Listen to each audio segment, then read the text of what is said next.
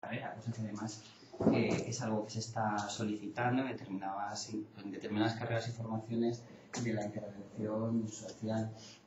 Por eso yo sí que os digo que lo que voy a tratar, lo voy a tratar básicamente en muchos casos de puntillas, porque si nos metiéramos en grandes profundidades pues no nos daría tiempo, y más con el programa de tiempo que tenemos, pero aún así yo tiendo a enrollarme con rumbo a las persianas. Si en algún momento tenéis alguna consulta o queréis pararme o queréis consultarme algo, solo tenéis que hacer.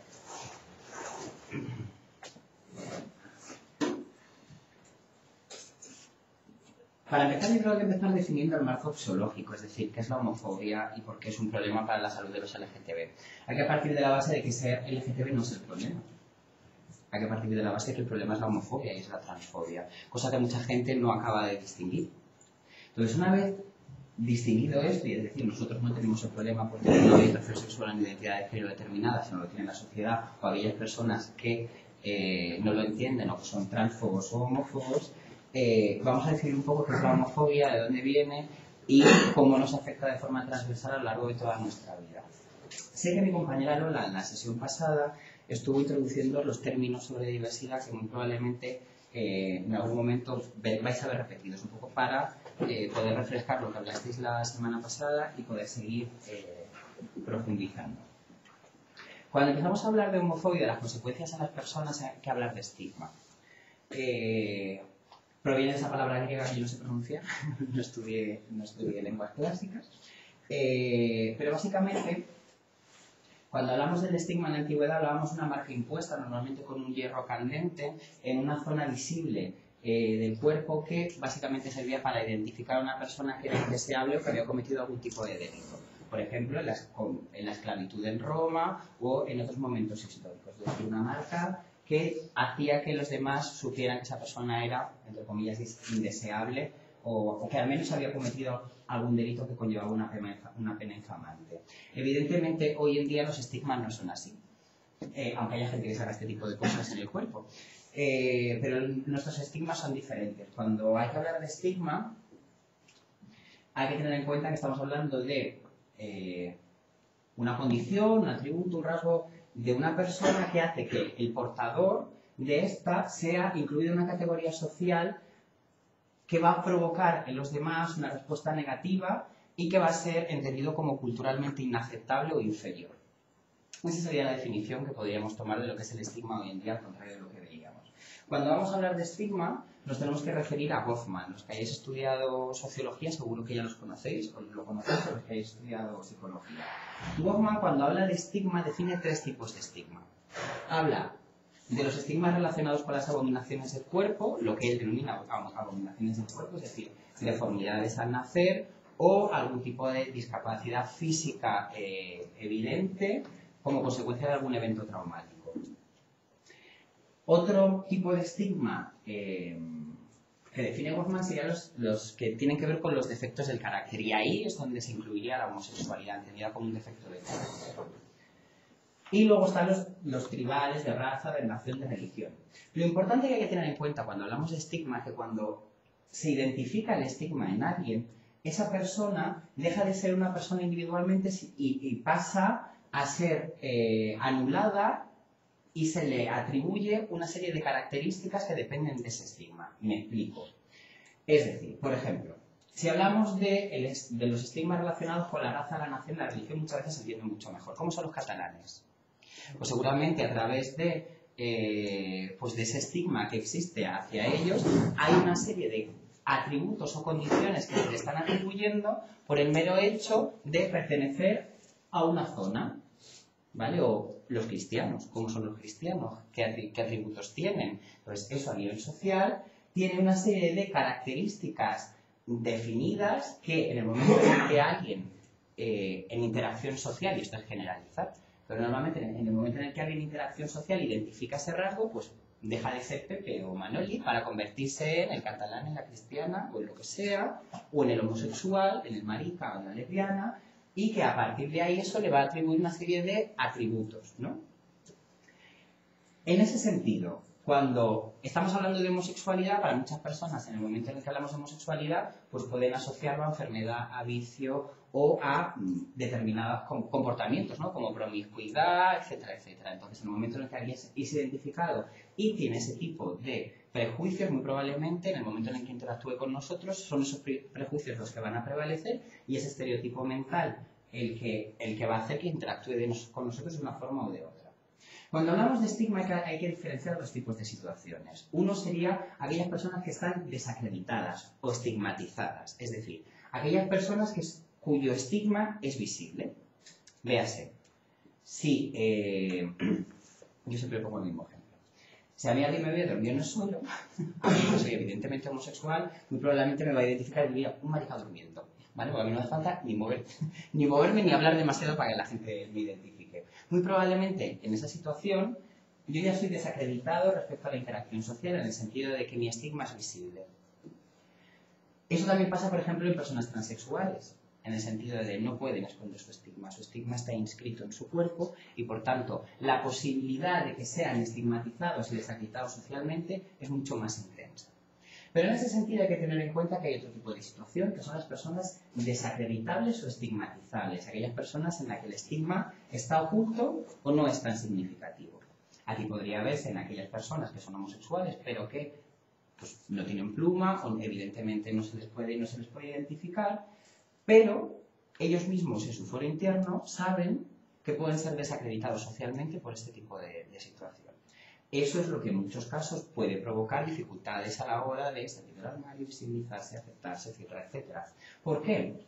Porque como veremos, sobre aquellas personas que son desacreditadas o que son estigmatizados desde pequeños, por ejemplo, un ejemplo en el instituto, alguien a quien evidentemente se nota que es homosexual va a sufrir la carga del estigma y la discriminación que conlleva, intensamente.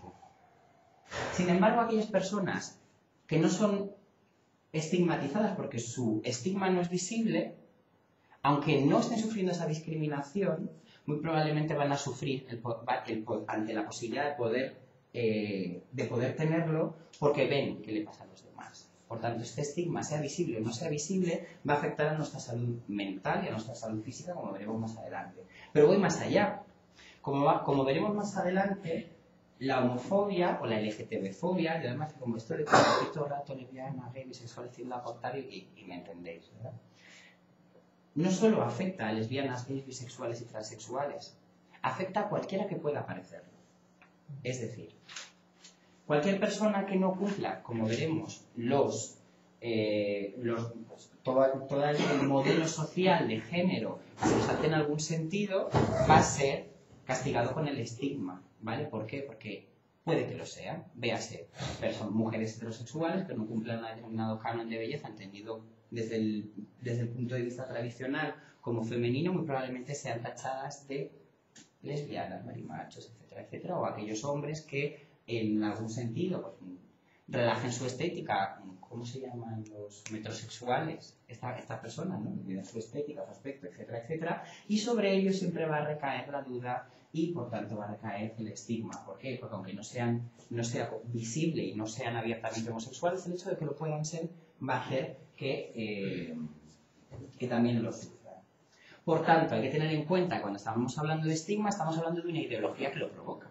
Es decir, esto no viene así porque sí. Es decir, a uno no le estigmatizan por una cosa o por otra de forma aleatoria, sino que está basada en toda una ideología social que es la que va a explicar y la que va a sustentar esa supuesta inferioridad o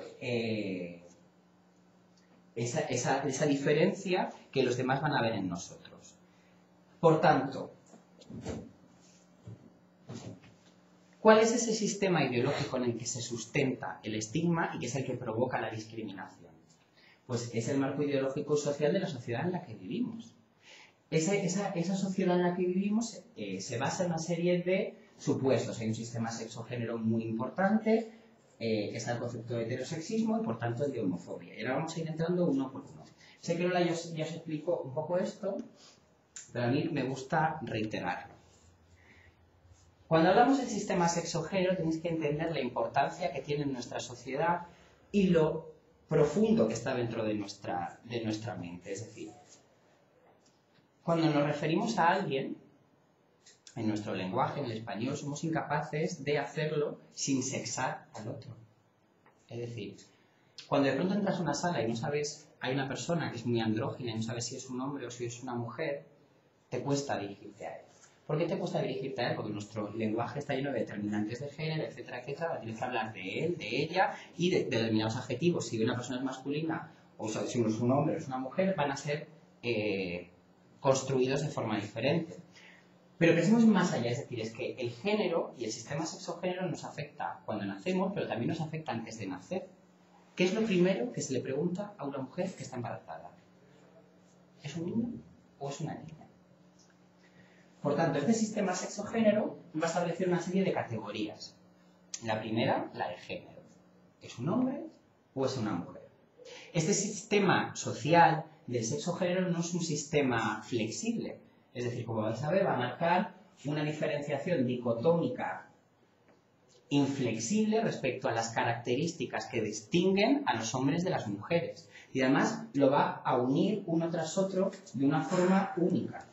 Es decir, si eres un hombre o eres una mujer, tus roles de géneros tendrán que ser masculinos o tendrán que ser femeninos. Y además, socialmente se entiende que si eres un hombre eres masculino, muy probablemente tendrás que ser heterosexual. Eso es algo que está grabado a fuego desde nuestra educación y que distingue, por tanto, de forma rígida a los hombres y a las mujeres. Pero ojo, ¿qué pasa si alguien se salta la norma? Es decir, esto es... ¡Ay, gracias! Esta es la norma, es lo que sería normal. Cualquier persona que sea hombre masculino heterosexual o mujer femenina heterosexual es normal. ¿Por qué es normal? Porque socialmente es la norma, es la mayoría. Por tanto, ¿qué pasa con cualquiera que se salte este sistema sexogénero? Va a ser una persona considerada anormal y, por tanto, estigmatizada o estigmatizable. Y aquí pongo ejemplos. Es decir, puede ser un hombre cuyos roles de género sean masculinos, pero que no seas heterosexual, sino que seas homosexual. Por tanto, en el momento en el que cruzas esta línea divisoria, eres una persona que va a ser probablemente estigmatizada. O, como os decía, esto en nuestro caso, ¿no? Una persona que sea heterosexual, pero sea femenina. Aunque sea heterosexual, en el momento en que alguien se salte el sistema sexogénero, va a ser penalizado por ello. Y va a ser penalizado socialmente a través del estigma, como hemos visto. ¿Vale?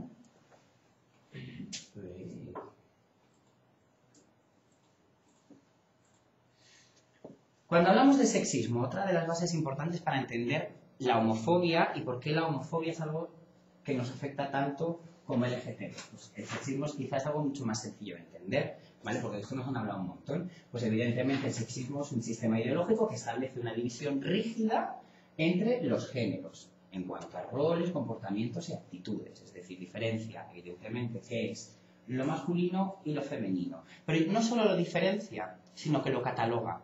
Lo cataloga de tal forma que todo lo que está relacionado con el hombre y lo masculino es superior a todo aquello que no lo es, lo femenino. Además hay algo curioso en esto y es que tenemos que remitirnos a cómo se establece la masculinidad, cómo se construye la masculinidad. Esto es fácil de ver, por ejemplo, en los centros donde hay adolescentes, donde los roles de género, donde el ser masculino o femenino, donde ser hombre o mujer están formados, donde están aprendiendo esa interacción social y donde esos roles de género son más rígidos que nunca. Yo digo que ahí es donde los chicos son más brutos y las chicas son más princesas. En el momento en el que alguien se salte ese sistema sexogénero va a ser penalizado. ¿Cómo se construye la masculinidad? La masculinidad se construye en contraposición de lo que no lo es. ¿Qué no es la masculinidad? Las mujeres. ¿Qué no es un hombre? Los gays. ¿Qué no es un hombre? Una persona transexual. Y por supuesto cuando hablamos de lesbianas están incluidas en mujeres, que además como son mujeres raras todavía peor. ¿Vale? Por tanto, en ese sentido, el sexismo es algo que viene a apoyar toda esa actitud que va a considerar como inferior a las personas que sean LGTBs. Evidentemente, a nivel social, el sexismo lo podemos ver en diferentes ámbitos, es decir, en el psicológico, evidentemente. Hay señores educados en nuestra sociedad a través de este sistema ideológico que piensan que son superiores a las mujeres y que tienen derecho a admirarlas. Igual que hay muchas mujeres que sienten y en algún momento vivencian esto como que el hombre las tiene que dominar. La violencia de género es un ejemplo de cómo esto se proyecta en nuestra sociedad. Y luego a nivel social, económico y político no hay mucho más que decir. ¿Cuántas mujeres hay en puestos de mando pues ya no solo en el gobierno o en sitios de poder? Vayámonos a los colectivos LGTB, cuántas mujeres participan, etcétera, etcétera, o cuántas están en puestos de poder.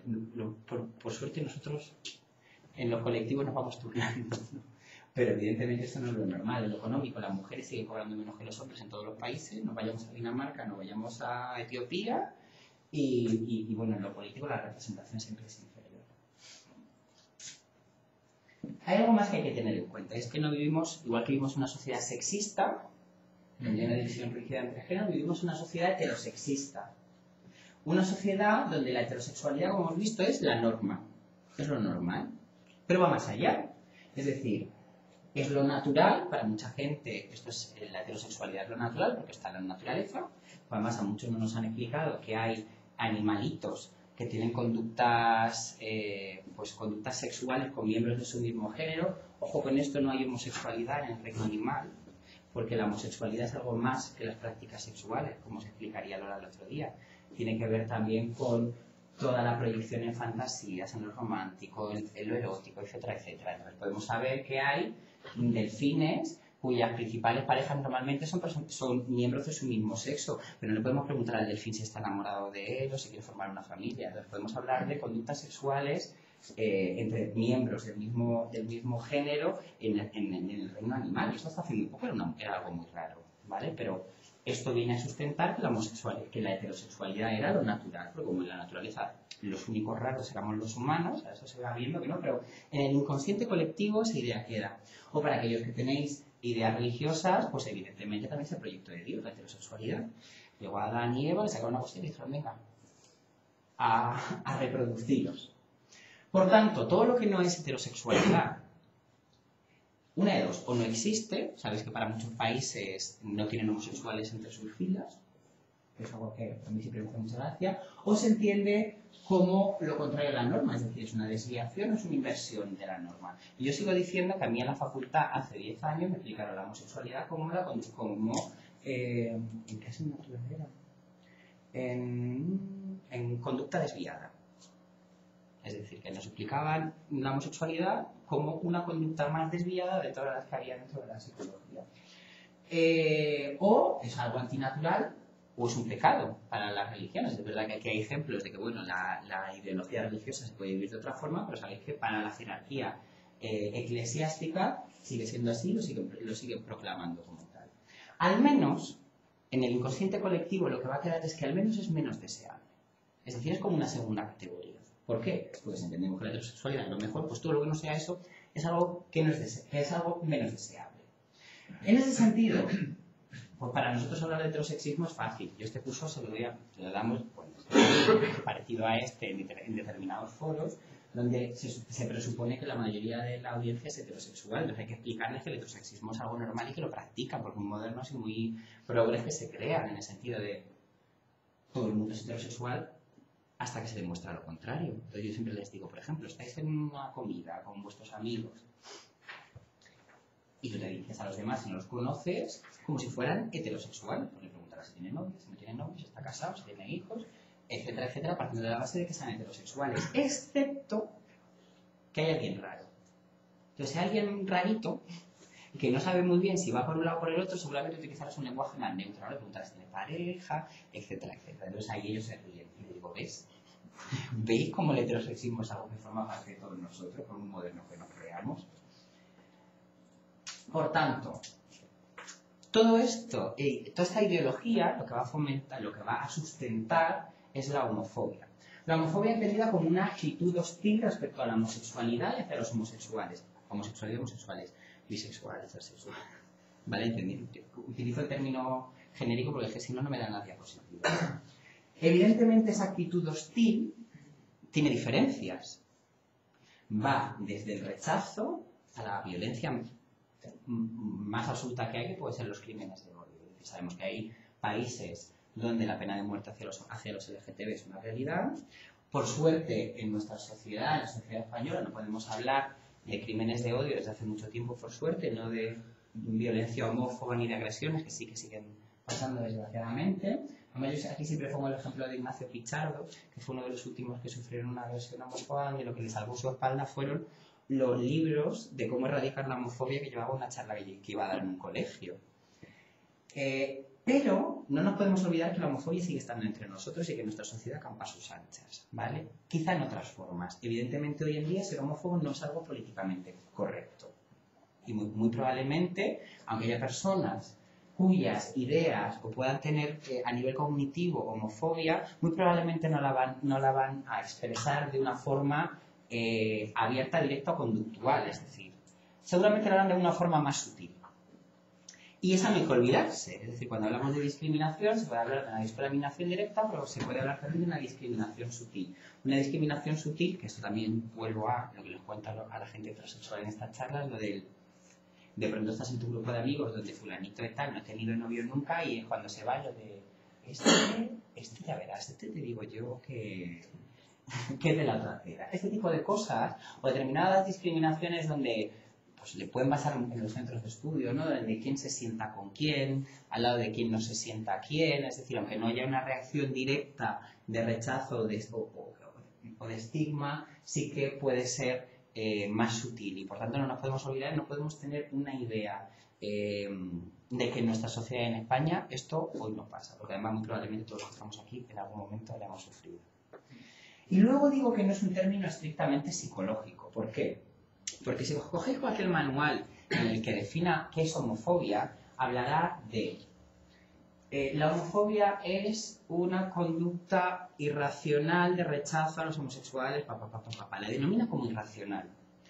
Si hablamos desde el plano psicológico y hablamos de algo irracional, una fobia es irracional. Es decir, yo veo aquí una araña y tengo una homofobia, tengo aracnofobia y seguramente me subo a esta silla.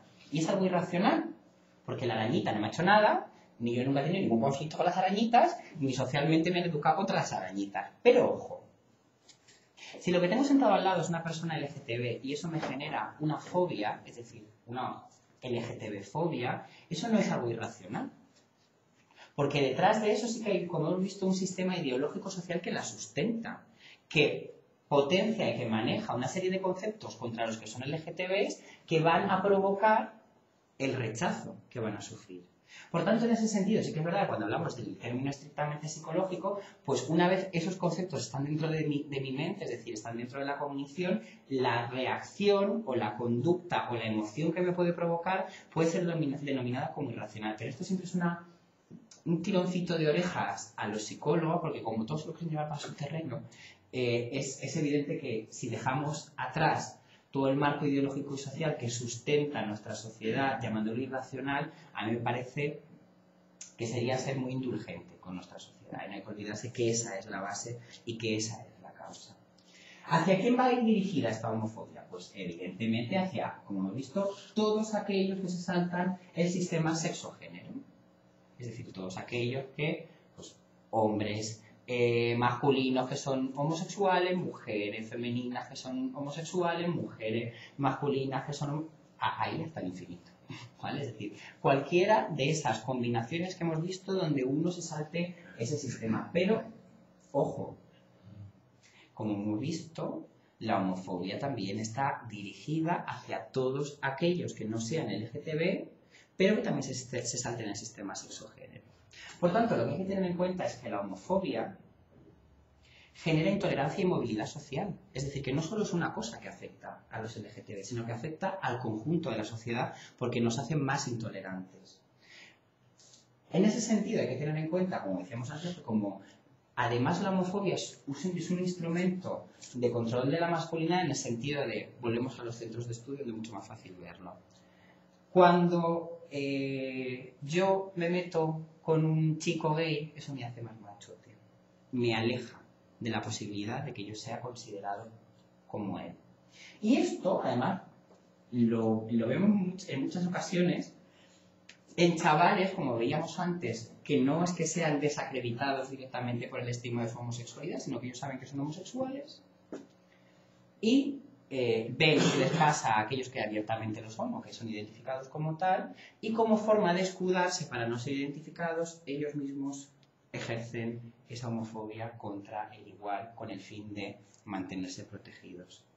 Y luego, en ese sentido, para cualquier hombre o mujer heterosexual que quiera alejar de él la sombra de la duda, que por tanto ejerza la homofobia como una forma de distinguirse de los demás y por tanto no ser discriminada por ella. Cuando hablamos de homofobia hay que tener en cuenta que hay diferentes tipos, ¿vale?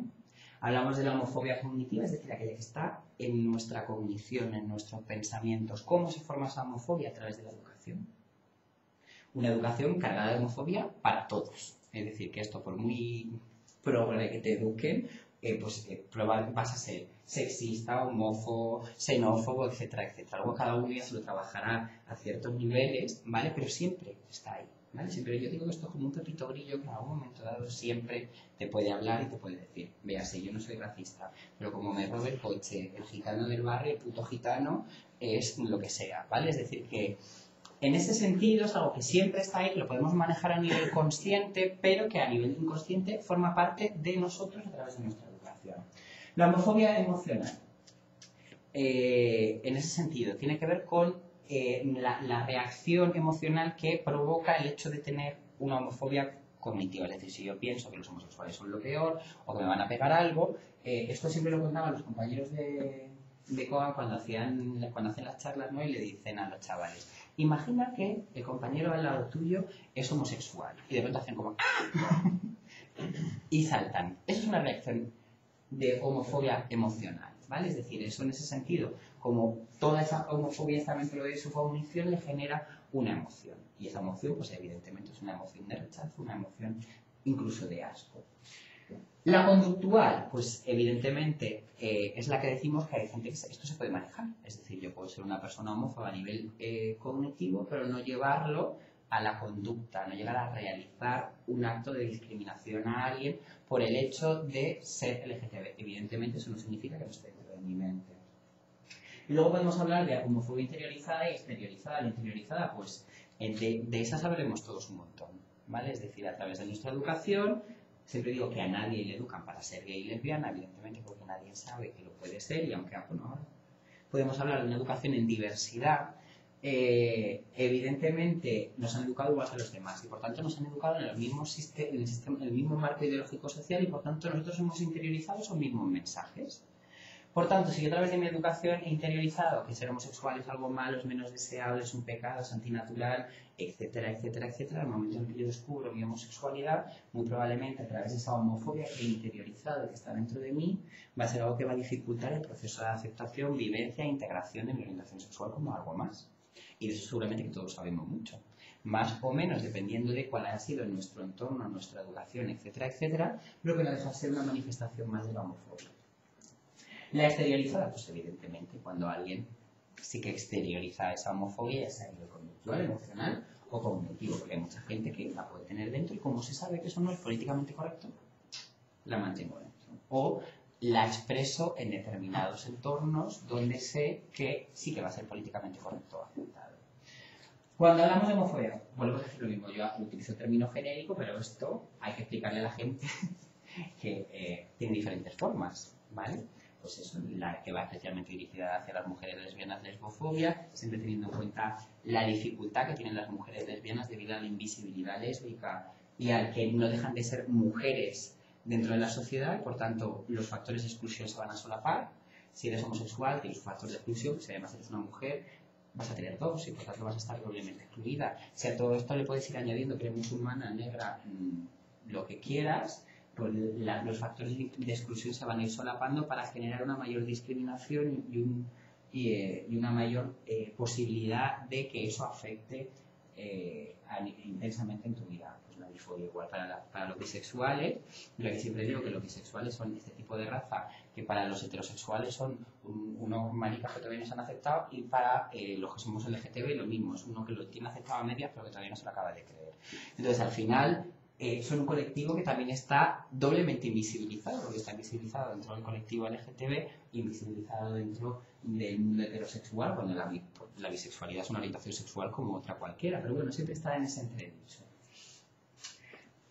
Respecto a la transfobia, hemos hablado antes, si la homofobia es intensa y la hemos vivido todos y nos va a afectar de forma transversal, la transfobia va a ser mucho más grave. ¿Por qué? Por lo que hablábamos antes. Si hablábamos de que el estigma, cuanto más visible sea, más consecuencias va a tener para la persona que lo vive, pues evidentemente las personas transexuales llevan su proceso inscrito en el cuerpo. Por tanto, cuanto más posible sea identificarlas, más intensidad van a sufrir en esa discriminación transfoba. Y los ejemplos son evidentes. En ese sentido, ¿cuántas mujeres transexuales conocemos que trabajan en un Zara? Pocas, ninguna.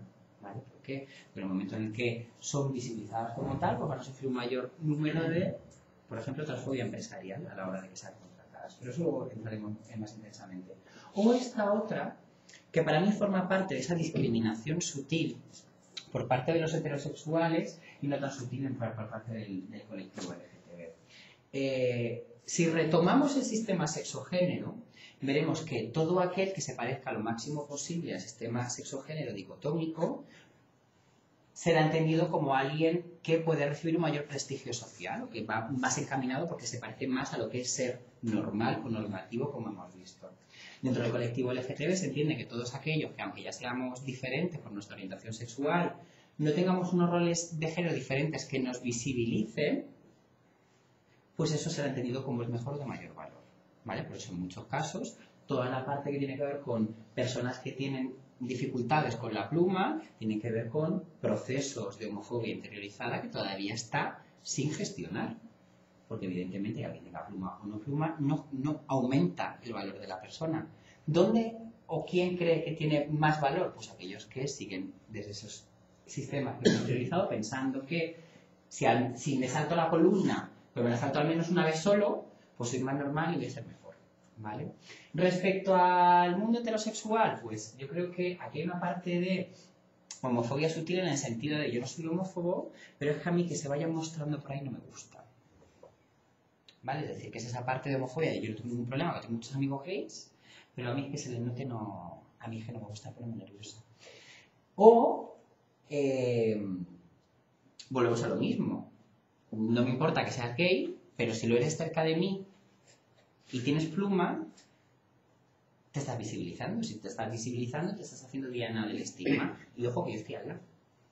Entonces, si tú te estás haciendo diana de forma visible de ese estigma, a mí me pueden estigmatizar por estar al lado tuyo y seguramente eso me gustará mucho menos. ¿Vale?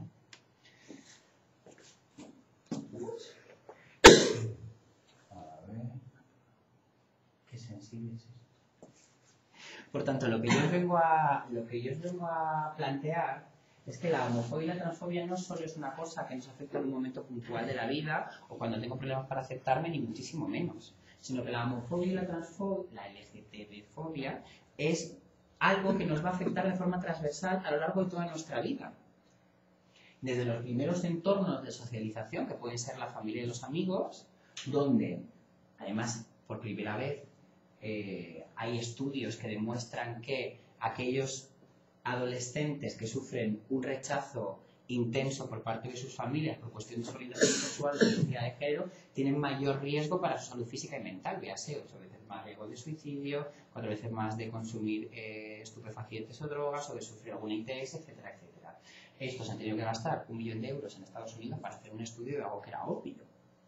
Pero bueno, lo importante es que hay mucha gente que necesita cifras y que necesita números y que necesita estudios para creer ciertas cosas y así que están en el entorno de los amigos, en el estudio. Ahora veremos cómo pues hay estudios que hablan de la homofobia en los sistemas educativos, como en nuestros centros de estudio sigue pasando y es algo habitual, con cifras como el 30% de los adolescentes, por ejemplo, a los que Coban va a darles charlas, tienen conductas homófobas, ¿vale? A través de un cuestionario que les pasa. En el trabajo, pues yo desgraciadamente sigo viendo todas las semanas personas que son despedidas por cuestión de su orientación sexual o su identidad de género dentro del servicio, y cómo todo esto también va a afectar a la hora de ser atendidos por algo que pagamos todos, que son los servicios sociales y los servicios sanitarios.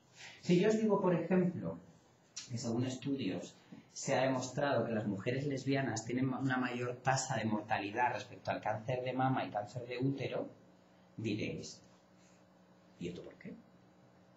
¿Que tienen un gen lesbiana para el cáncer? No. tiene que ver con las dificultades de acceso a los servicios diagnósticos. Es decir, si es una mujer lesbiana que tiene dificultades para vivir mi orientación sexual y voy a un ginecólogo, pues todos los que estamos aquí no hemos ido nunca al ginecólogo.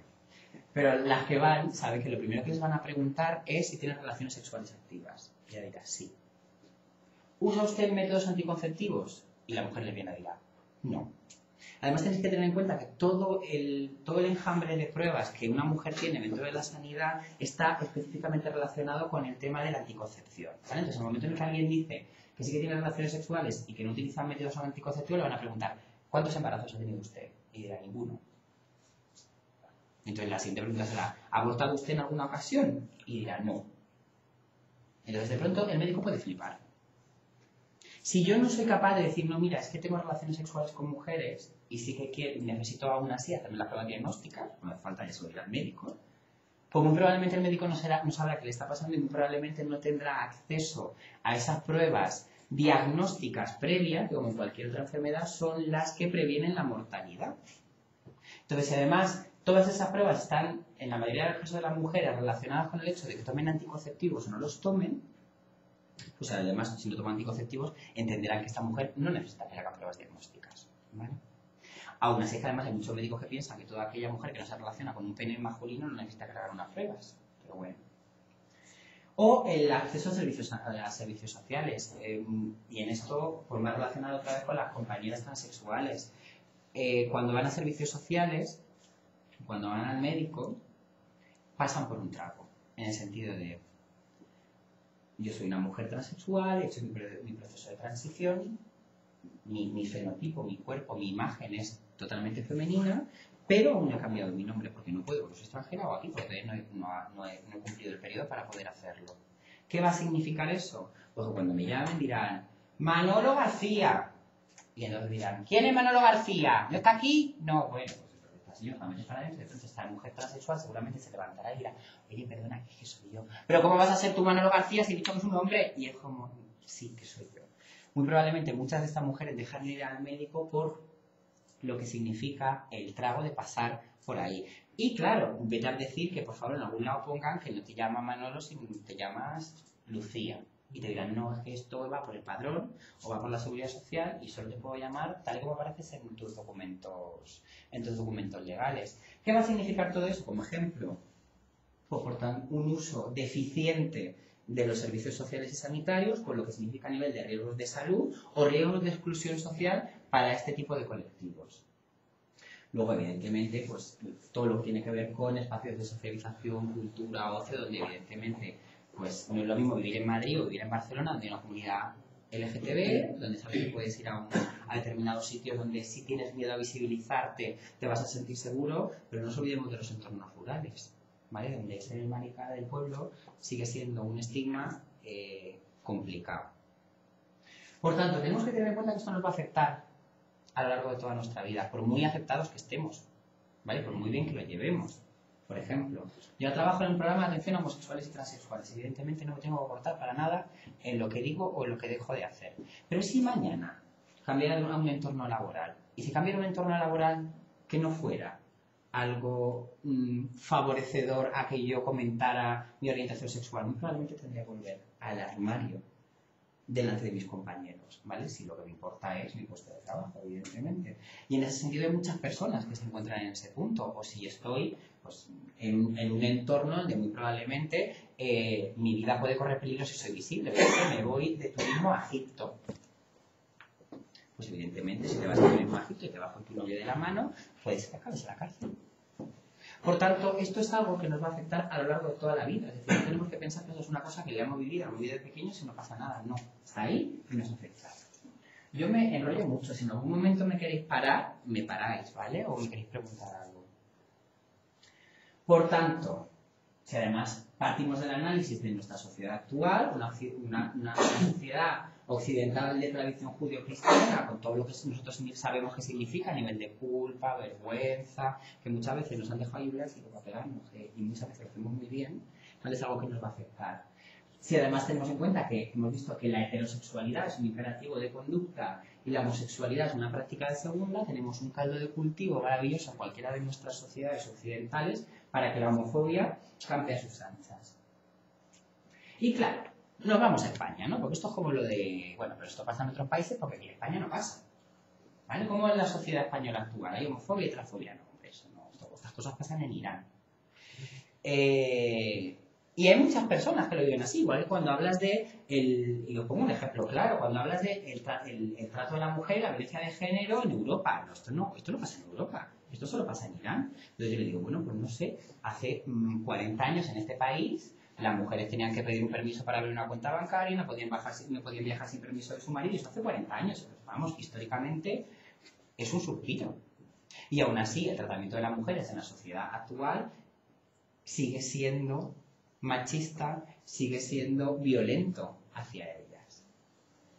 Pero por tanto vamos a analizar nuestra sociedad. Pues dice, bueno, pues tenemos unas leyes que nos protegen en ese sentido. Pues claro, desde el reconocimiento de los delitos por homofobia en el Código Penal esto está mal puesta, es en el 95.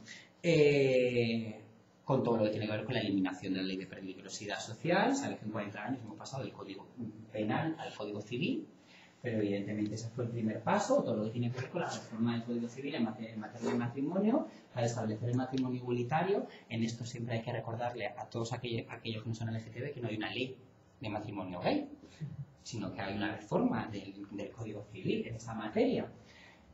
O lo que tiene que ver con una de las leyes más pioneras que se hicieron en este país, que es la de modificación registral de sexo de las personas, que ha sido ejemplo y durante mucho tiempo la ley más evolucionada que había en el mundo y que ahora, por suerte, la van mejorando, ¿vale? Pero eso, hemos sido en ese sentido pioneros. Por tanto, ante esto podemos decir, vale, pues legalmente somos iguales. Ya no somos ciudadanos de segunda. Algo que a lo que llevamos en militancia hace mucho tiempo nos sorprende. Porque claro, y no se vamos a creer que en el 2005 evidentemente iba a haber una ley que nos permitiera casarnos. Yo creo que eso nos dejó fríos absolutamente a todos. Pero evidentemente hoy sí que hay una igualdad legal, con matices, ¿vale? Que además eso ya os lo habrá contado Manuel en determinadas cosas, como las leyes de reproducción asistida, etcétera, etcétera. Pero ojo, ¿igualdad legal significa igualdad real? Evidentemente no. Volvemos al ejemplo, las mujeres. Legalmente las mujeres son iguales ante la ley desde hace muchos años. Hoy en día siguen sin ser iguales realmente en esta sociedad. Por eso vamos a echarle un ojo a qué pasa en nuestro país. Antes de que se aprobara el matrimonio, el CIS hizo una investigación para pulsar la opinión del país respecto a la homosexualidad, ¿no? Entonces hacía una de las preguntas que era: ¿a las parejas homosexuales estables le deben de reconocer o no los mismos derechos y obligaciones que a las parejas heterosexuales? En esto un 67,7 contestó que sí, frente a un 27,3 que contestó que no. Y dices, joder, España está de puta madre. Si vemos el ejemplo francés, además ha sido hace poquito, claro, los datos no tenían nada que ver con esto, ¿vale? Estábamos hablando de casi, creo que un 50% aproximadamente, de personas que decían que no. Y eso que en esto digo yo, los franceses que son tan evolucionados en estas cosas, luego claro, pues a veces nos sorprenden. Le dicen, joder, los españoles somos la bomba. Los españoles que lo llevamos súper bien. Claro, vamos a ir analizando estos datos con cuidado. A esta pregunta le seguían más preguntas. Y decían, ¿y cree usted que los españoles son tolerantes ante una relación homosexual, ante la homosexualidad? Pues un 41 eligió poco tolerantes y un 7 eligió nada tolerantes. ¿Qué significa esto? Volvemos a lo de antes, a lo que es políticamente correcto o lo que no es políticamente correcto. Yo no soy homófobo, pero bueno, este es muy homófobo, o si eres homosexual yo lo he visto toda la vida. ¿Qué significa esto? La doble moral. No es políticamente correcto decir que a uno no le parece bien. Pero a la hora de que le pregunten cómo ve lo que pasa a su alrededor, que el 50% de la población española diga que los españoles somos poco tolerantes o nada tolerantes, es significativo. ¿De qué habla? De esa doble moral. De este discurso de yo no soy homófoba, que tengo muchos amigos gays, que lo hemos oído absolutamente todo, ¿no? Después de decir una barbaridad homófoba del copón, dice, pero es que yo no soy homófoba. Y dice, afortunadamente, pues si lo llegas a ser. Y luego preguntas como esta, ¿no? De qué pasaría si el que fuera homosexual fuera tu hijo. ¿vale? Donde veis que los cambios en los porcentajes que veíamos antes son significativos. Por tanto, ¿de qué nos habla esto? De que para alcanzar la igualdad social entre gays, lesbianas, transexuales y bisexuales en la sociedad española todavía queda un camino que recorrer largo. Y que todavía hay muchas personas que siguen viviendo con extrañeza su propia orientación sexual o su identidad de género o la orientación sexual y de género de los que tienen a su lado. Por tanto, una vez definido qué es homofobia, cómo nos afecta y cómo es algo que nos afecta de forma transversal, yo creo que es importante que empecemos a entrar en la parte que queríamos hablar, que es cómo todo esto afecta a nivel de exclusión social y en la salud física y mental de las personas. Para hablar de esto, hay que partir de hablar de que los seres humanos tenemos necesidades. Una serie de necesidades que se definen como pone ahí, ¿no? La famosa definición de Anderlecht, el estado del individuo en relación con lo que es necesario y simplemente útil para su desarrollo. La pirámide de Maslow seguramente la conocéis la mayoría. La pirámide de Maslow lo que viene a decir es que las necesidades se organizan de forma jerárquica. Es decir, que solo eres capaz de ir escalando en esta pirámide una vez has garantizado las necesidades que están en los niveles inferiores. ¿Qué es lo que pasa? Que como vamos a ver ahora, los LGTB sufrimos una condición específica por ser lo que es la homofobia. Y eso va a afectar de forma específica y protagonista a cada una de nuestras necesidades. En ese sentido, muy probablemente la homofobia va, en mi opinión, a desestructurar esta jerarquización de las necesidades. ¿Por qué? Porque si se entiende que alguien que tiene cubiertas sus necesidades fisiológicas de seguridad, muy probablemente lo que le falte sea hacer las sociales de estima y autorrealización, y que por tanto solo aquellos que las tengan cubiertas pueden optar a las de arriba, yo os planteo otra opción. Y es que, en mi opinión, las necesidades tendrían un aspecto más parecido a esto, en el sentido de, cuando hablamos de exclusión social, siempre se ha hablado, o en años anteriores, a la exclusión social en referencia a la pobreza. Es decir, aquellos que estaban excluidos eran los pobres o que no tenían acceso a bienes materiales. Pero en nuestro caso estamos hablando de algo completamente diferente. Pensad en una persona que vive en un país africano donde hay pena de muerte, cuyas necesidades fisiológicas, de seguridad, etcétera, etcétera, es decir, todos los bienes materiales los tiene completamente cubiertos, y los que no va a poder acceder son a los que están más arriba. O al contrario, ¿vale? Es decir, personas que estén muy realizadas, tengan súper bien su autoestima, pero que debido a la transfobia empresarial o a la homofobia no puedan acceder a un trabajo que les permita cubrir sus necesidades básicas y de seguridad. Por tanto, yo planteo, y esta es mi opinión personal, que para mí las necesidades tendrían más un aspecto a esto. Es decir, para mí es algo indivisible. Es decir, necesitas cubrirlas todas porque cualquiera de ellas son fundamentales. Y no solo si consigues una puedes ir ascendiendo hacia las demás arriba. Por tanto, si los LGTB sufren unas condiciones sociales específicas y diferentes al resto de la población, van a tener unas necesidades específicas a la hora de garantizar su desarrollo óptimo a nivel social y a nivel emocional. En ese sentido, todo lo que tenga que ver con necesidades específicas necesita del desarrollo de una serie de recursos específicos. ¿Para qué? Para poder cubrir sus necesidades físicas, sociales, culturales y políticas. Y aquí es donde entra la cuña publicitaria. En ese sentido, tenéis que tener en cuenta que uno de los pocos recursos, el único, que existe en España, integrado dentro de la red de servicios sociales de una comunidad, por tanto, completamente pública, como cualquier otro servicio social, es el programa de atención e información a homosexuales y transexuales de la Comunidad de Madrid. ¿Por qué existe? Pues básicamente existe porque hay una necesidad específica del colectivo LGTB de ser atendido, porque quizá los profesionales a los que acude pueden tener prejuicios o pueden tener dificultades para entender qué es lo que le pasa.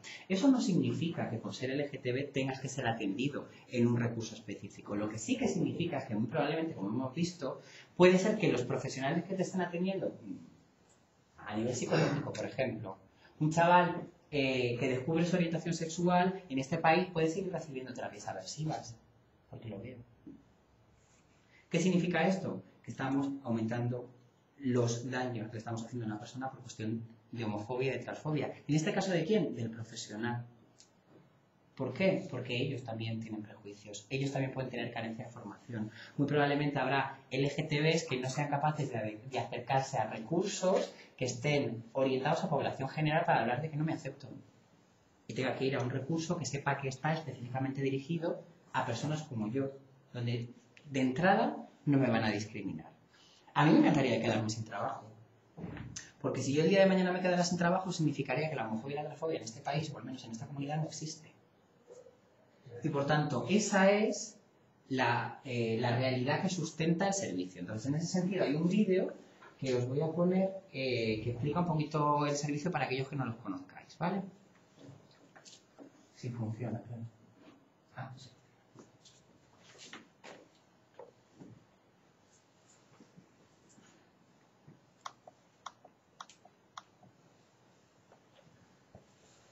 ¿Tiene sentido?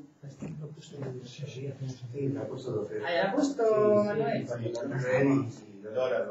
Sí, es que en estos No, o sea, hay gente que no ha venido a otras veces que ven. Esto es una imposición de la Comunidad de Madrid, así que por mí perfecto, si ya lo habéis visto. No, si lo habéis visto, no. Si lo habéis visto 2 veces, ¿para que lo vais a ver una tercera? Además, así me dais 5 minutitos más para poder seguir hablando. Sí, porque voy un poco mal de tiempo. Por tanto, ahora vamos a ir entrando en cada una de las necesidades generales de la población y viendo cómo la homofobia y la transfobia generan necesidades específicas para el colectivo LGTB. Cuando hablamos de necesidades físicas, pues estamos hablando de aquellas necesidades fisiológicas que la gente necesita cubrir, como la de alimento, todas las necesidades relacionadas con la garantía de la salud, protección de las inclemencias de tiempo, es decir, vivienda u otros bienes durables, ¿vale? En ese sentido, cuando hablamos de necesidades físicas de la población general, pues lo tenemos todo claro. Ahora vamos a ver cómo la homofobia y la transfobia generan específicamente dificultades que nos distinguen del resto de población y que no son únicas y exclusivas. Por ejemplo, la dificultad de acceso a las personas transexuales. En este sentido, yo creo que hay que tener en cuenta, y hay que ver toda esta parte de que os decía antes de cómo la transfobia la va a afectar de forma transexual a una mujer transexual. ¿Por qué? Primero, ¿por qué hablo de personas trans? O sea, ponen personas trans y hablo de mujeres trans. Porque evidentemente cuando hablamos de hombres transexuales y de mujeres transexuales estamos hablando de situaciones diferentes a nivel social. Partiendo de la base de que un hombre transexual pasa a ser un hombre en la sociedad machista y por tanto pasa a un escalón más arriba, y una mujer transexual baja un escalón, pasa a ser una mujer y por tanto pasa a sufrir todo el estigma y discriminación por el hecho ya de ser mujer, además de transexual, que como hemos visto se sumaría. Pero es que además sabemos que los procesos transexualizadores o los procesos de transición no tienen, en la mayoría de los casos, si se pudiera hablar de perfección, es decir, en el sentido de que pasen desapercibidos esos procesos de transición a ojos de los demás. ¿Por qué? Porque yo siempre digo que no es igual feminizar un cuerpo masculino de 2 metros, ¿vale? Con una serie de vellos, con una voz profunda, con unas manos grandes, con unos pies grandes, donde es verdad que puedo someterme a un proceso quirúrgico de hormonación para hacer esa transición, pero muy probablemente ese proceso va a dejar, en muchos casos, evidente a los demás que lo he hecho. No sé si conocéis a hombres transexuales, pero es que muchas veces, si no te dicen que son hombres transexuales, tú no tienes ni idea de que nacieron con unos genitales diferentes a los que tú crees.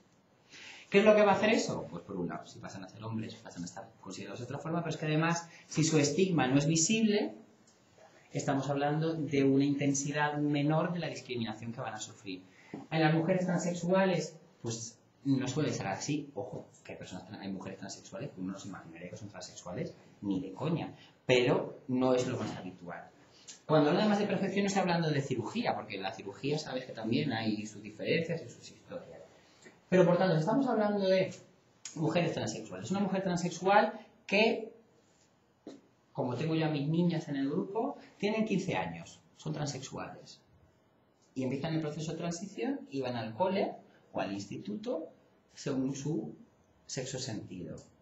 Van a sufrir una discriminación brutal. ¿Vale? Es decir, si para la gente la homosexualidad es algo raro, la transexualidad es una cosa bajada a otro planeta. Además, en muchos casos asociada con el desempeño de profesiones estigmatizantes como el trabajo sexual, etcétera, etcétera, etcétera. Muy probablemente esa persona abandone los estudios, ¿vale? Si esa presión va más, ¿qué va a generar? Pues como en cualquier otro caso donde hay un acoso, abandono de estudios. No estoy generalizando, ¿eh? O sea que a muchas personas no les pasa esto. Pero si nos vamos unos añitos atrás a todo esto, quizá lo veamos más claro porque ahora es verdad que la cosa va cambiando, pero hace unos años quizá no había cambiado suficiente. Si abandona sus estudios, pues muy probablemente tendrá muchas más dificultades para integrarse laboralmente, como cualquier persona que no tenga un nivel de formación suficiente para especializarse, etcétera, etcétera, porque si no, ¿qué le quedará? Pues le quedará el desempeño de profesiones en el sector servicios. En el sector servicios donde todos sabemos que la imagen es fundamental. Y si no contratan en tiendas de ropa a señoritas porque son un poquito más bajas, un poquito más gordas de lo que tienen que ser, pues eso. ¿Cuántas mujeres transexuales hay usted trabajando en el sector servicios? Pocas. ¿Por qué? Porque además va a ser entendida a través de estos prejuicios como alguien que da mala imagen. Entonces yo no quiero una mala imagen para mi negocio. Vamos más allá. Esta persona atrás que abandona los estudios y que no encuentra trabajo, no en todas las comunidades autónomas, como habéis visto, tienen cubierta la posibilidad de hacer un proceso de transición a través de la sanidad pública. En Madrid tienen esa opción, pero en otras comunidades no. Entonces, ¿qué estaríamos hablando? Estaríamos hablando de una persona cuya necesidad es la de hacer su proceso de transición como una prioridad, una persona que no tiene acceso a un puesto de trabajo, como todo el mundo, para poder conseguir dinero o bienes durables, y que por tanto, ¿qué acabará haciendo en muchas ocasiones? Acabando en circuitos de marginalidad. En buscarse la vida de forma alternativa. Y en ese buscarse la vida de forma alternativa sabemos todo lo que hay. Si esta persona intenta, pues eso, sin trabajo, etcétera, etcétera, buscar una casa, que es una necesidad que todo el mundo tiene y que se supone que debería estar garantizada, las personas transexuales, debido a la transfobia, tienen unas necesidades específicas que la diferencian de forma original y de forma específica al resto de la población. Pero puedo ir más allá. Porque, por ejemplo, si hablamos de acceso al empleo, las mujeres mayores de 45 años, debido al hándicap que tienen de acceso al empleo, tienen un itinerario de inserción específico, ¿vale? Que tiene como fin discriminarlas positivamente respecto a las demás para que tengan más posibilidades de encontrar un empleo. O aquellas mujeres que han sufrido violencia doméstica, violencia machista. ¿Por qué no hay un servicio específico de inserción laboral para mujeres transexuales? Porque en este momento, dentro del colectivo de mujeres, son las mujeres que más problemas tienen para acceder al empleo, por encima de las mujeres mayores de 45 años, por encima de las mujeres que sufren violencia de género, etcétera, etcétera. ¿Por qué? Pues probablemente por la invisibilización de su problemática, por no entenderla como específica por parte de aquellos que diseñan programas específicos de inserción laboral.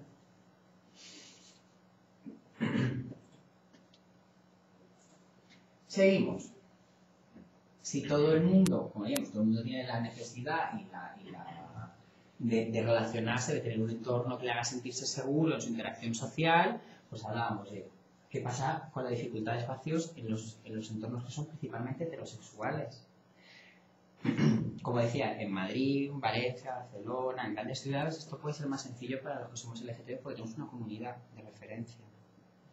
Pero ¿qué pasa con los entornos rurales? Allí no hay. Por tanto, la posibilidad de hacer una socialización que permita a alguien conseguir referentes positivos a la hora de identificarse, a la hora de integrar su orientación sexual, lo va a dificultar. Y lo va a dificultar de forma específica por ser LGTB.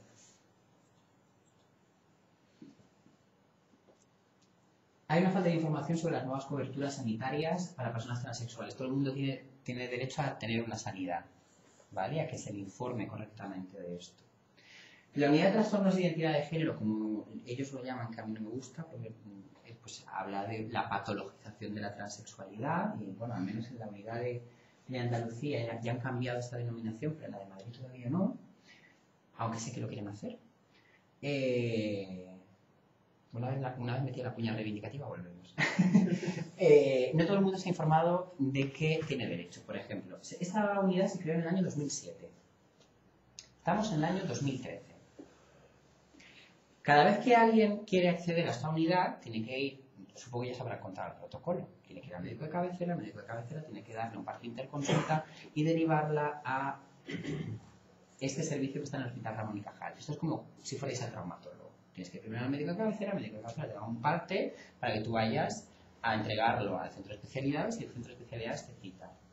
Pues hoy en día tenemos que seguir acompañando a la persona que va a ir al centro de salud con una cartita que informa al médico que en el año 2007 se creó esta unidad y de cómo tiene que hacerlo para derivar a esta persona a la unidad, porque en muchos casos ni siquiera lo saben.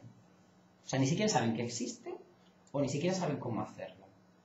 Imaginaos esto en cualquier otra enfermedad. Imaginaos que hubiera un centro como hay de enfermedades tropicales y que tu médico de cabecera no lo supiera. Por tanto, si todos tenemos derecho a acceder a la sanidad de forma igualitaria, etcétera, etcétera, etcétera, pues, por ejemplo, las personas transexuales sufren un déficit en esa información y en esa integración única y exclusivamente por ser transexuales. Y esto ya lo hemos hablado antes, es decir, hay determinadas, hay un desconocimiento de determinadas problemáticas específicas que podemos tener los LGTB, es decir, por ejemplo, hay mucha gente que va al psicólogo porque la ha dejado con su pareja y el psicólogo de la Seguridad Social empieza a trabajar con él cómo se siente con su homosexualidad, si está bien, tú esto lo llevas bien, no tienes problemas de verdad, a ver si esto va a estar causado porque tú eres gay y no lo aceptas. Es decir, muy probablemente nos podemos encontrar a profesionales del sistema sanitario de salud que desconozcan esta realidad o incluso que tengan prejuicios, ¿vale? Y de eso seguro que todos conocéis historias de personas a las que le ha pasado. Ejemplo, por lo que veíamos antes del cáncer, de la mayor tasa de cáncer de mamas en mujeres lesbianas, ¿vale? ¿Por qué? Pues únicamente por la dificultad de acceso a esto, que es una necesidad y por tanto hay un recurso específico para todos por igual.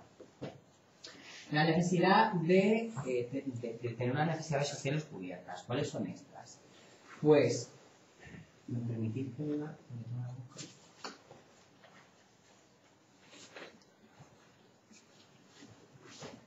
pues aquellas que tienen que ver con cubrir las necesidades afectivas y de participación social, ¿no? De establecer amistad, de manifestarse, de recibir afecto, de vivir en comunidad, de pertenecer a un grupo, de sentirse aceptado dentro de un grupo y entre otros, ¿vale? Esto, que es algo bastante lógico que pensamos todos, evidentemente está afectado por la homofobia. Estas son esas necesidades que hemos visto. Por tanto, si todo el mundo tiene la necesidad y por tanto la obligación de tener un espacio donde sentirse seguro, lo que pasa con las agresiones de homofobia y transfobia, hemos hablado antes de una de las últimas que hubo y de las que ocurren desgraciadamente habitualmente, ¿vale? Es decir, en nuestra ciudad, pues yo no sé por qué, pero hay como una especie de tradición de echar a mujeres lesbianas de los bares, que además siempre salen como en Casa Parrondo o como la que hubo hace poco en La Latina, etcétera, etcétera, ¿no? Personas donde al estar tranquilamente expresándose tal y como son en un entorno social, son discriminadas o agredidas por el hecho de su orientación sexual o su identidad de género. Esto es un temazo. La violencia intragénero. Es decir, como veis yo no la llamo violencia de género, la llamo violencia intragénero. Es un término que acuña al DARTE, no sé si las conocéis, es este centro de atención que hay en Bilbo, donde además las personas que lo conforman son en su mayoría mujeres lesbianas, además mujeres lesbianas, feministas, militantes, etcétera, etcétera, gente muy potente a nivel intelectual, donde se empieza a hablar de lo que es la violencia intragénero. Entonces, para mucha gente le sorprende que haya violencia en el seno de las parejas del mismo sexo. Y además de que les sorprenda, tenéis que tener en cuenta que esto no está cubierto dentro de los servicios que ofrece la Ley Integral de Violencia de Género en nuestro país. Partiendo de la base de que la Ley Integral de Violencia de Género está mal nombrada de por sí, porque se supone que la Ley Integral de Violencia de Género genera un servicio que es el servicio de atención a la violencia doméstica, que son cosas diferentes, aunque pueden estar integradas o no. Es decir, el servicio de atención a la violencia doméstica es el que se da en el seno de la convivencia familiar, que puede ser de mamá a niña, de niña a abuelo, de la abuela al papá, etcétera, etcétera. Sin embargo, este servicio solo atiende a mujeres que son agredidas por sus parejas. Por tanto, si yo soy una mujer lesbiana, no voy a ser atendida por esta ley integral. ¿Por qué? Primero, porque se entiende que lo mío no es una violencia de género, lo mío es otra cosa. Y en ningún momento voy a ser beneficiario ni de lo que plantea la ley directamente, ni de todos sus beneficios subsidiarios.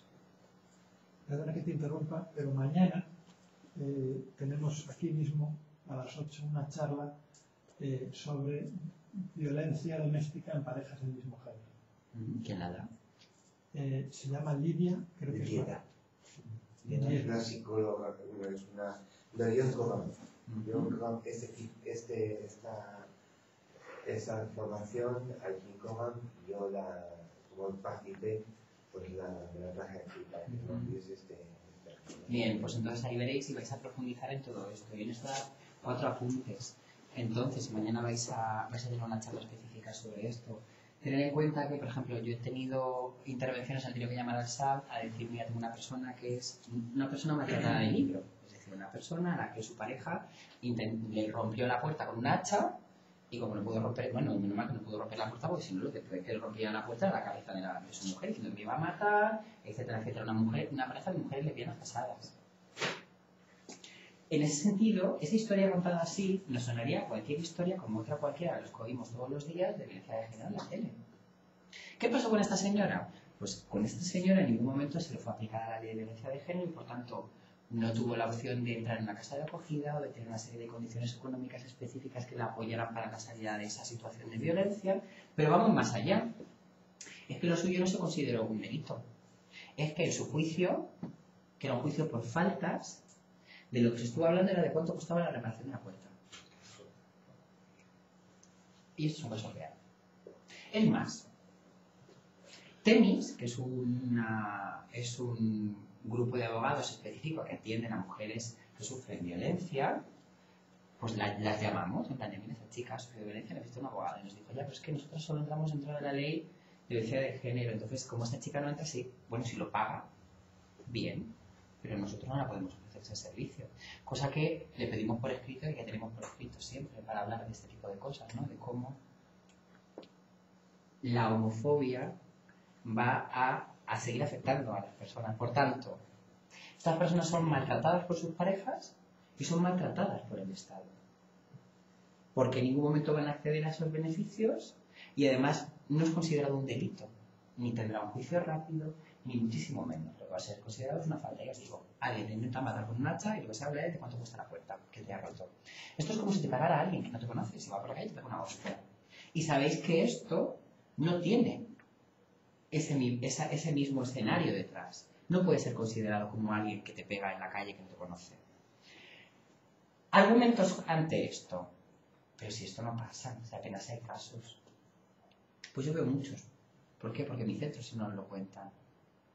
Esto mismo pasaba con las mujeres maltratadas hace 10 años.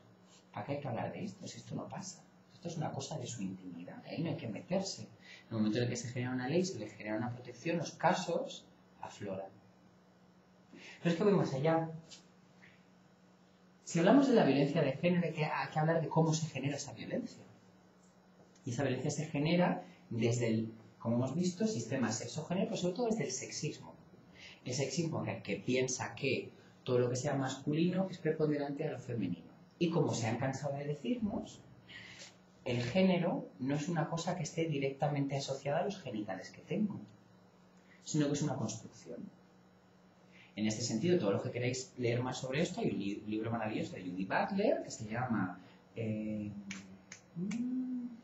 Diserciones de género, Deconstruyendo el género, donde habla de qué es el género, de cómo se construye y de que seas una mujer no depende de que tengas una vulva, sino que dependerá de que tú hayas construido esos roles de género tradicionalmente entendidos como femeninos. ¿Qué es lo que pasa? Cuando hablamos de homosexualidad, podemos estar hablando de personas, en este caso de una mujer lesbiana, que desde esa concepción de que una mujer lesbiana no es una mujer, sino que es una especie de marimacho, en algún momento ella haya podido construir unos roles de género que tradicionalmente se han entendido como masculinos, que además esos roles de género tradicionalmente entendidos como tradicionalmente masculinos sean de dominación. Y por tanto estemos hablando de una persona que tenga la misma construcción de género que un señor maltratador que nace con un pene. Por tanto, si hay toda esta teoría de que el género se construye, etcétera, etcétera, a mí me ha pasado de llamar al SAR a contar, oye, mira, tengo una chica que le está maltratando, pues yo lo sigo intentando. A veces alguna vez me dan una contestación que no por escrito para poder denunciarle, pero pasa que no pasa. Cuando hablas con ellos te dicen, pero entonces, a ver, explícame esto bien, ¿quién hace de hombre y quién hace de mujer? Entonces, una super experta en género que trabaja en un sistema que tiene como fin atender a las mujeres, esto es una burrada. ¿Por qué es una burrada? Porque partimos de lo mismo, partimos del desconocimiento de la realidad LGTB, partimos de personas que pueden tener prejuicios ante todo esto y partimos sobre todo de una realidad de hombres y mujeres que están siendo maltratados en sus parejas y que no pueden hacer nada. ¿Por qué?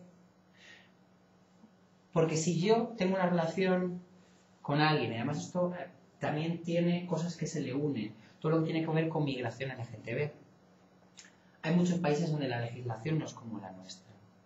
Si yo vengo de un país donde la legislación pues, es de pena de muerte, de cárcel, o al menos no es igual de buena que yo me vengo a España.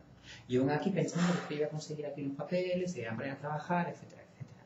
Cuando llego aquí, vivo como viven y como veis.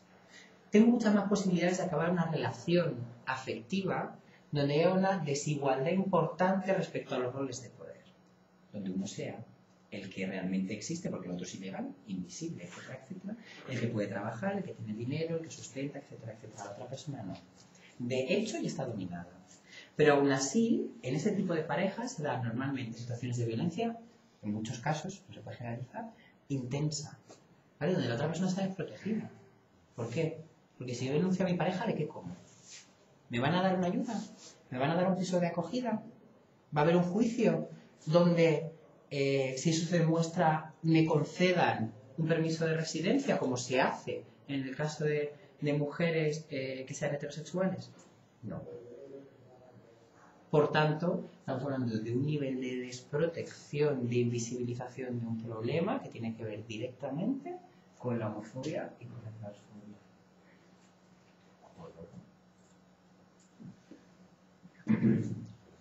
Si todo el mundo tiene el derecho a que haya una distribución uniforme del prestigio, de lo que se entiende que es ser bueno en esta sociedad, ese camino que nos han explicado que es casarse, o sea, ir al colegio, a la universidad, casarse, tener un niño, 2 perros, un chalet, ese es el camino del prestigio. Todo lo que se sabe de ese camino del prestigio heterosexista, muy probablemente no va a recibir esa posición social igual que los demás. Por tanto, si yo soy un chavalito LGTB de los jovencitos, que además tienen 14, 15 años, hoy por suerte, muy probablemente tenga algo más de acceso a una información veraz y real de lo que es ser homosexual. Pero si nos vamos hace unos años, los únicos referentes que había sobre homosexualidad eran el Mariquita de Pajares o sucedáneos, donde la homosexualidad era entendida como algo objeto de burla y de mofa hacia los demás. O si pensamos en mujeres lesbianas, no sé si os habéis dado cuenta que la mayoría de las películas sobre mujeres lesbianas que había hasta hace unos pocos años eran asesinas o se suicidaban. Por tanto, si yo busco referentes en la cultura, que normalmente es la manifestación más habitual de nuestra sociedad, donde la gente busca sus referentes, donde se encuentra identificado, yo creo que soy gay, o siento que soy gay, pero como no tengo a mi alrededor un entorno donde pueda encontrar más referentes, lo busco en la cultura y encuentro esos, ¿qué efectos va a tener para mí? Pues seguramente va a dificultar mi aceptación, muy probablemente pueda tener riesgos graves para mi salud mental, etcétera, etcétera. Porque no hay referentes positivos. Ahora empieza a haber. Yo tengo a mis chavales que están enamorados de una serie que se llama Física o Química, porque hay un chaval que es gay y además es una visión como muy normalizada, y es verdad que empieza a ver y afloran en series, etcétera, etcétera, este tipo de personajes, pero eso hace unos años era muy complicado. Por tanto, esto es algo que también nos afecta a la hora de aceptar nuestra orientación sexual o vivirla con normalidad. ¿Qué más cosas? Pues que nuestro estilo de vida, para mucha gente, y digo para mucha gente porque yo no creo que lo haga, pero para mucha gente consiste o establece una ruptura del concepto tradicional de familia. Evidentemente lo rompe, porque si el concepto tradicional de familia es papá, mamá, niño, niña, pues nosotros no lo vamos a tener. Tal cual. Y esto es lo que en muchos casos defienden determinados estamentos sociales de que familia solo hay una. Por tanto, esa ruptura del concepto tradicional de familia se va a volver en contra de nosotros a la hora de si yo tengo ese ideal como el de la familia que quiero tener, muy probablemente es algo que me va a frustrar si no puedo acceder a información que me hable, si puedo tener esa forma de familia de otra forma, y que es lo mismo, y que familias hay muchas, y que no hace falta ser una familia homoparental para ser diferente, sino que hay familias monoparentales construidas, etcétera, etcétera, etcétera. Entre toda la diversidad que hay será mucho más sencillo. ¿Qué es lo que pasa? Que eso también va a afectar a nivel de aceptación familiar. Pues nos volvemos a poner en el caso de un chaval de 14 años. Por ejemplo, a nosotros el perfil de personas que vienen al servicio solicitando apoyo en la aceptación de su homosexualidad o de su transexualidad ha cambiado mucho a lo largo del tiempo. Hace 5 o 6 años, la gente que venía porque tenía problemas para aceptarse tenía un perfil muy diferente de los que tienen ahora. Quizá eran chavales de 25 o 26 años, una vez han terminado sus estudios, su trabajo, tienen una capacidad económica de separarse, tal, lo cuentan a la familia. Sabéis que la familia siempre es el último entorno al que se suele contar, ¿vale? ¿Por qué? Por miedo al rechazo, etcétera, etcétera. Primero son el grupo de iguales, es decir, pues mi grupo de amigos más cercanos, donde además si hay personas LGTB, muy probablemente sean las primeras personas a que las cuente, luego a partir de ahí irá abriendo el círculo al resto de personas cercanas de mi círculo de amigos y luego eso irá abriéndose hasta ser, por último, revelado a la familia. Ese era el perfil de antes. Ese perfil ha cambiado un montón, ¿vale? Porque, como estamos hablando, esa educación que le estamos dando a nuestros peques está funcionando. Es decir, los peques hoy en día tienen acceso a información que nosotros no teníamos. A que esto es normal, a que no pasa nada, etcétera, etcétera. Bueno, que siga habiendo gente que se empeñe que no lo sea. Pero sí que es verdad que encuentran más referentes. ¿Qué es lo que pasa? Que se lanzan antes. Yo tengo un chaval en el grupo, me conté la historia, que en una clase de tutoría levantó la mano y dijo, ¿tienes algo que decir? Y dijo, sí, ¿qué tienes que decir? Que soy gay. Con 14 años delante de toda su clase. Ole por él. Porque imaginaos a vosotros mismos en esa edad, ni de coña, ni con 14 ni con más, probablemente.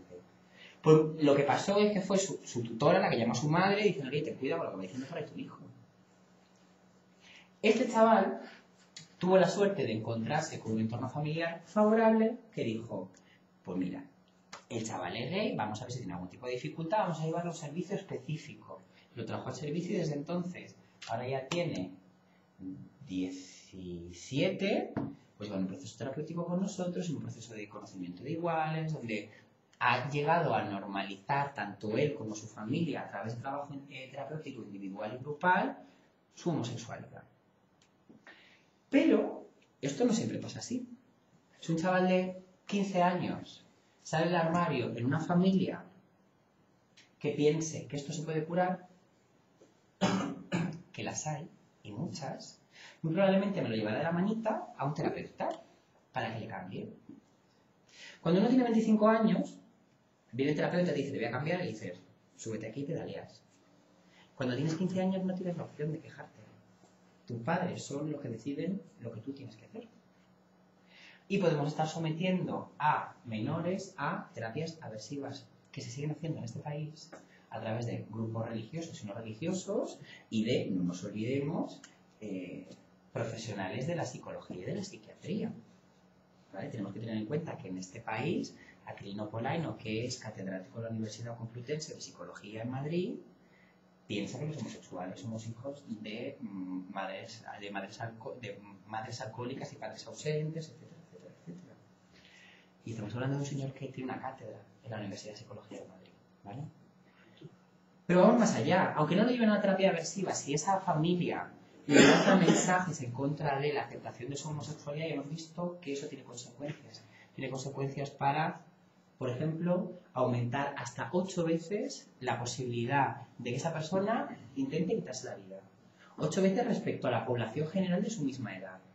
Esto es un riesgo específico y esto es un riesgo real. Y esto es un riesgo que tienen nuestros menores. O sea, no es algo que no podamos olvidar.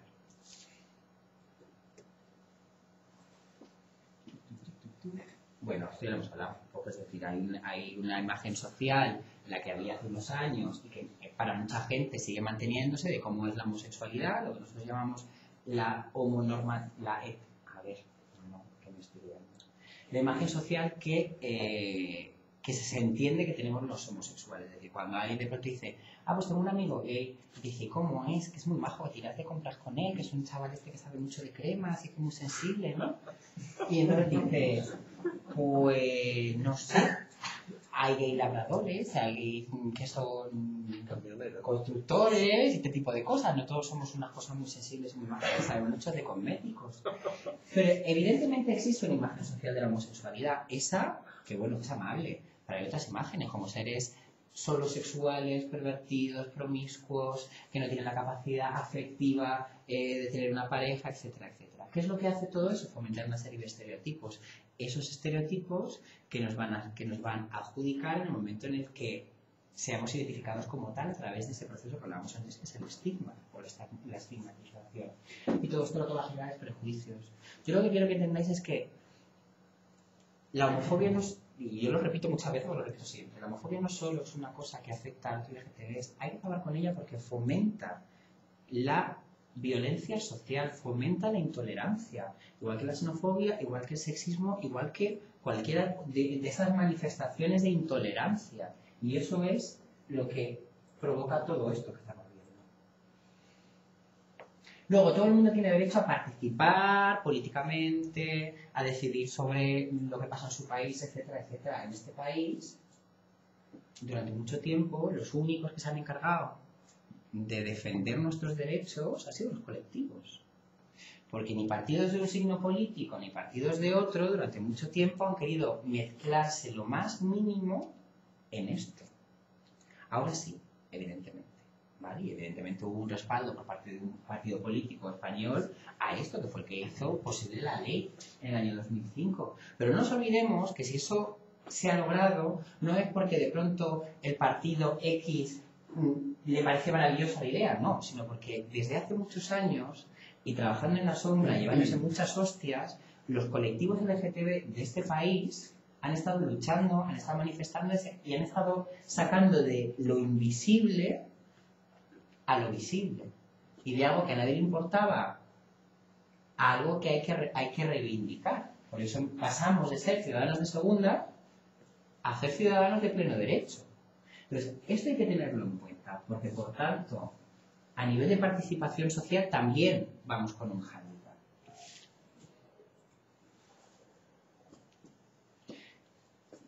Saltamos a las necesidades culturales. Yo os estoy metiendo en un rollo. A las necesidades culturales. Dentro de esas necesidades sociales también está la de participación en las distintas manifestaciones culturales, ¿vale? Por ejemplo, la educación, el entretenimiento, la satisfacción del trabajo, la imagen del mundo. La educación. Todo el mundo sabe lo que pasó en este país y lo que ha pasado con la educación para la ciudadanía. ¿Vale? Si en mi opinión y en la de mucha gente, la única forma de erradicar la homofobia es hacerlo de forma transversal a través de la educación, que es el pilar fundamental de todas las sociedades. Si la primera vez que se habla de introducir dentro del programa formal educativo la diversidad sexual, se lió la que se lió. Se lió que no sé si os acordáis que había gente que estaba hablando en inglés. A veces sí se enteraban de menos. Que digo yo, hombre, que le estás enseñando a ser ciudadanos. Si eso pasó, porque claro, se supone que la educación esto es algo, la diversidad sexual es algo que está integrada desde siempre, de forma transversal. ¿Qué significa esto? Que se supone que el profesor debería de poner ejemplos en el sentido de matemáticas. La diversidad sexual está integrada dentro del programa. Pues tendría que decir, Pepe le quiere comprar un CD a su novio que cuesta 19 euros. Tiene 7, ¿cuántos euros tiene que conseguir para comprarle el CD? Eso es integrar la diversidad sexual de forma transversal. ¿Qué es lo que pasa con esto? Que queda en manos del profesor. De si lo quiere hacer, o de si no, o de si cree que lo tiene que hacer, o no. Cuando se incluye de forma real y formal en el programa, pues lo que pasa, lo que ha pasado. Pues eso, a tomar por culo la asignatura en el momento en el que lo han visto necesario.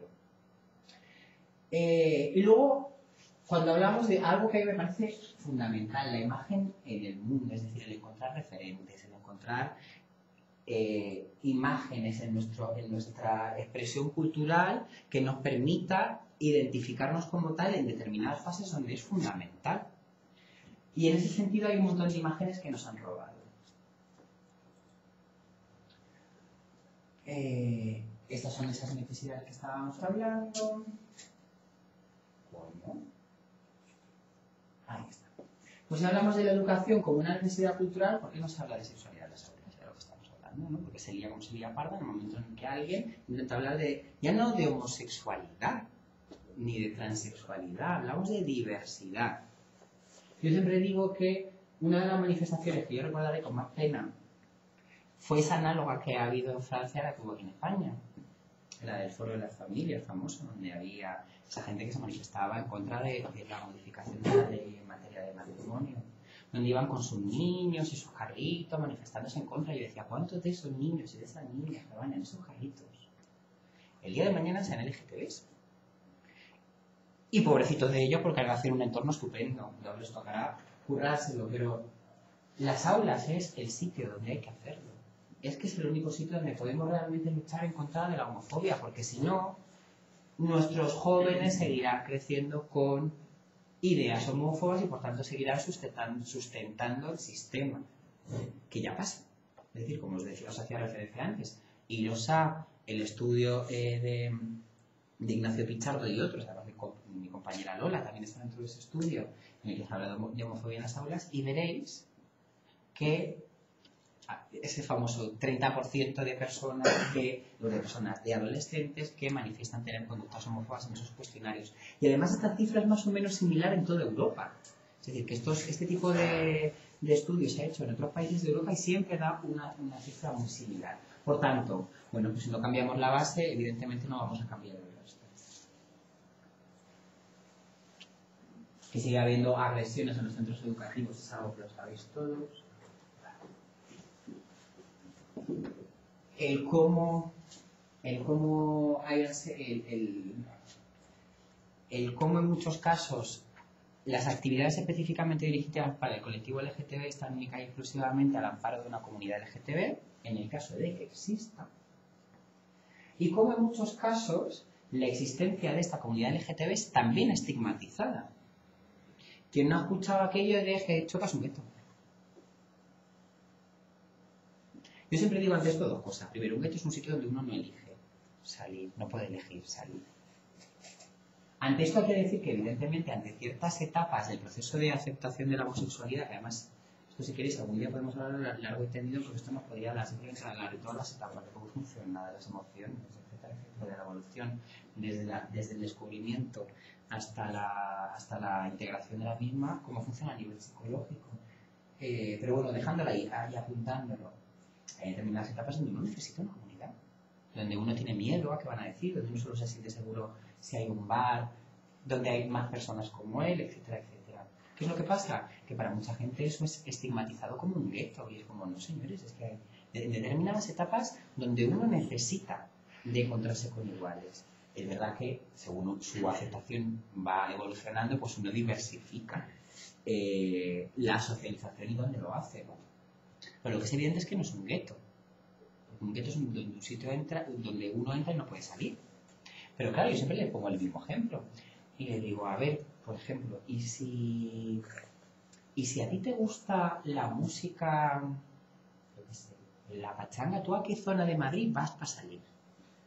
Pues yo me voy a Torre-Europa. ¿Y por qué vas a Torre-Europa? Porque hay una música que me gusta y voy con gente que se parece a mí. Bien. Pues muy probablemente la gente se une por cuestiones de gustos, aficiones y cosas en común. Y muy probablemente mucha de la gente que sale una comunidad LGTB o por un barrio primordialmente LGTB, lo va a hacer por lo mismo. Entonces, ¿cuál es la diferencia entre tú y yo? Si tú eres heavy, sales por Vallecas, te encanta la música heavy y te sientes muy bien porque estás entre tus iguales, ¿qué diferencia hay conmigo? La homofobia. La homofobia en el juicio hacia lo que tú haces y a lo que yo hago, porque claro, lo mío es diferente. Lo mío es por música, lo vuestro es que no sabéis relacionaros con otra gente. Evidentemente en el entorno rural vamos a dejar de hablar de la historia. Es decir, en el entorno rural, el aislamiento que sufren las personas que viven en esos entornos no tiene nada que ver con lo que podemos sufrir nosotros. A nivel laboral, y por dar 4 pinceladas. Sí, porque siendo unos 4 más o menos, Sí. si quiero dejar turno De palabrita y tal. Pues evidentemente hay una invisibilidad, sigue habiendo casos de acoso laboral. Si a esto le incluimos personas gays que viven con VIH, apaga y vámonos, ¿vale? Y toda esa discriminación empresarial, porque si él es el que contrata, si es alguien que tiene prejuicios, muy claramente le hace. Entonces, déjame terminar con... Cuando hablamos de modelos culturales y cuando hablamos de referencias a la cultura, hablemos de lo que nos han mostrado y de lo que no nos han mostrado.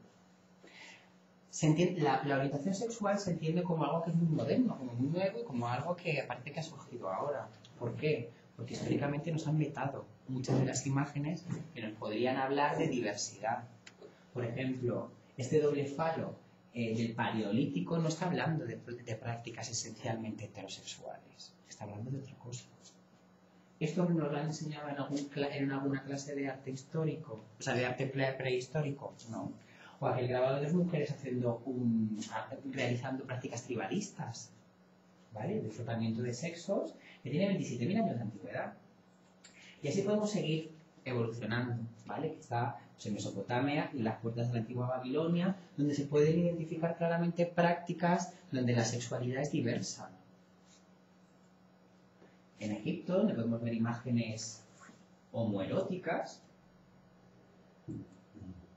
Lo de la antigua Grecia, esto ya no lo sabemos todos un poco más, porque además, como nos lo han contado como que eran unos depravados, a veces sí que nos lo han enseñado, ¿no? Que imágenes de relaciones lésbicas o de relaciones homosexuales, incluso con personas con una importante diferencia de edad, o grabados que son claramente explícitos en lo que intentan transmitir, ¿no? Como la Copa Darrell, que a mí me pareció la Copa Warren, que me parece una de las expresiones artísticas más bellas del arte homoerótico. Entonces, todo esto en ningún momento nos lo han contado. Este fresco de Pompeya encontrado en el dormitorio, bueno, en la sala que tenían destinada a tener relaciones sexuales o dormir, vemos grabado donde hay prácticas sexuales que no son heterosexuales. Así nos podemos ir, pues, por ejemplo, al medievo, donde hay historias muy interesantes que nos hablan de diversidad, como la historia de Perpetua y Felicitas. Estoy seguro que lo sabéis mucho mejor vosotros que yo siempre la pongo como ejemplo. La dijera, se querían tanto, que cuando a una la quemaron, la otra se tiró a la pila. Pero eran muy amigas. O la historia de San Onofre, que para mí es uno de las primeras referencias a la intersexualidad que hay en la historia y en la historia del arte. Es decir, la historia de San Onofre, que nació niña, cuando su padre fue a casarla, se fue al monte donde le creció una barba de golpe y se convirtió en un señor. Porque quizás esto no está hablando de algo parecido a un síndrome de la 5-alfa reductasa, donde una persona con un fenotipo femenino a la hora de desarrollarse hormonalmente lo hace como un varón. Claro, en aquel momento no le saben dar un significado y lo representan como tal. Esto tampoco nos lo han contado. O para no quedarnos en nuestra cultura, ¿vale? Para no quedarnos solo en la cultura occidental, vamos a la cultura oriental, donde estamos viendo a una persona cuyas vestimentas son entendidas femeninas, pero que tiene unos genitales masculinos y están ahí pasando solo teta.